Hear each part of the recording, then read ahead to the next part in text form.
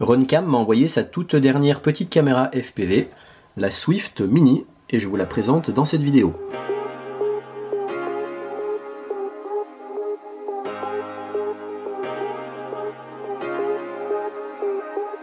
Elle peut être alimentée dans une tension de 5 à 36 volts, et elle a une lentille de 2,5 mm.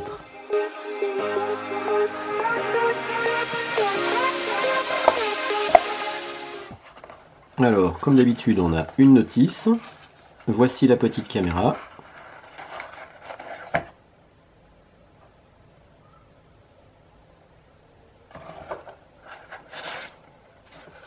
Et à l'intérieur, les accessoires habituels.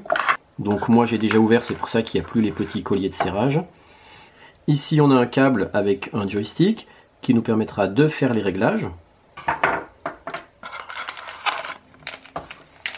Et puis ici un sachet d'accessoires avec des câbles de connexion. Ça c'est la petite allonge qui nous permettra de brancher facilement ce câble joystick.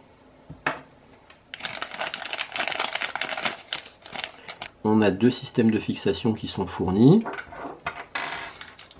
avec toute la visserie qui va avec. Au centre on a la Swift Mini que je vous présente. Ici la Swift classique et ça c'est la Eagle.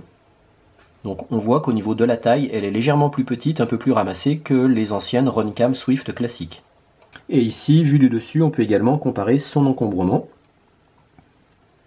À gauche, la Swift Mini, à droite, la Swift classique. Au niveau de la connectique, on voit que c'est inversé. Sur la Swift Mini, ça se fait en haut, alors que sur la Swift classique, ça se fait en bas. Et là, on voit encore en comparaison les deux caméras. Là, on a le comparatif technique des deux caméras. Ici, la Swift classique, ici, la Swift Mini. On voit qu'elles ont tous les deux un capteur 1/3, qu'elles sont tous les deux en 600 TVL. Celle-ci a une lentille de 2,8 mm, alors que celle-ci, par défaut, est en 2,5. Mais on peut aussi avoir du 2,3, du 2,1.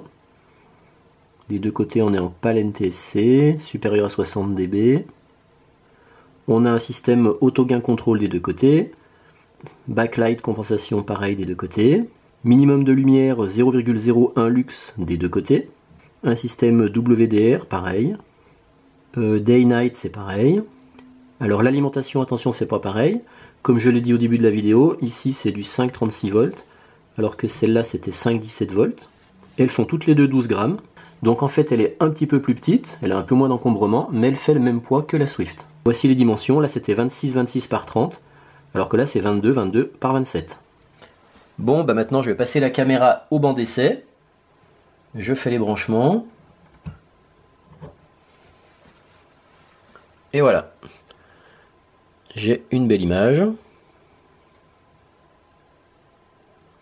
Pour accéder au réglage, c'est très simple. Il suffit d'appuyer ici sur le joystick. Voilà. Et ensuite, on peut se balader comme ça. Passer de ligne en ligne.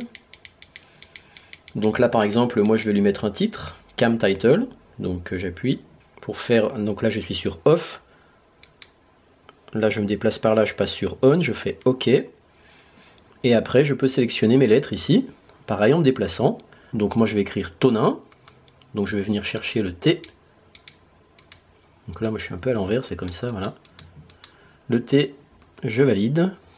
Après, il clignote sur la deuxième lettre. Je viens chercher le H. Maintenant, je vais aller sur And. Donc là, il clignote là. Donc je vais venir sélectionner le And.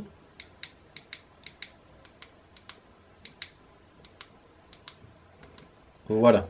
Là, je vais ressortir du menu.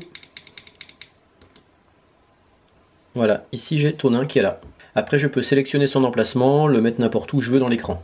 Donc on a vu comment mettre un titre sur la caméra. Après il y a exposition, white balance, backlight, day and night, adjust, DPC, langue. Ici il y a la langue. Alors attention, ne sélectionnez pas chinois parce qu'après vous ne savez plus où vous êtes. Donc restez bien en anglais. Reset, exit. Voilà, donc maintenant j'ai incrusté Tonin dans mon image. Ça c'est pratique pour quand on fait du FPV à plusieurs. Ça peut arriver parfois qu'en branchant sa vidéo, on brouille la vidéo d'un autre. L'autre peut tout de suite dire c'est Tonin qui est en train de me brouiller. Et à ce moment-là, bah, du coup, moi je coupe vite ma vidéo parce qu'en fait, sans le faire exprès, je me suis mis sur la même fréquence vidéo qu'un autre. Et si maintenant je fais un petit test de latence, vous voyez, il y a ma main sur l'écran et ma main devant.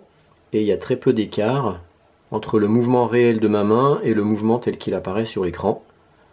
Donc visiblement, elle a une latence qui est très faible.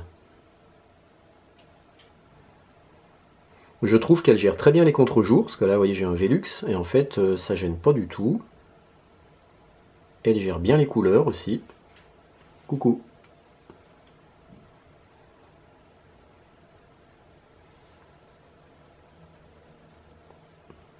Donc, ouais, bien bien. Ça m'a l'air d'être une très bonne caméra.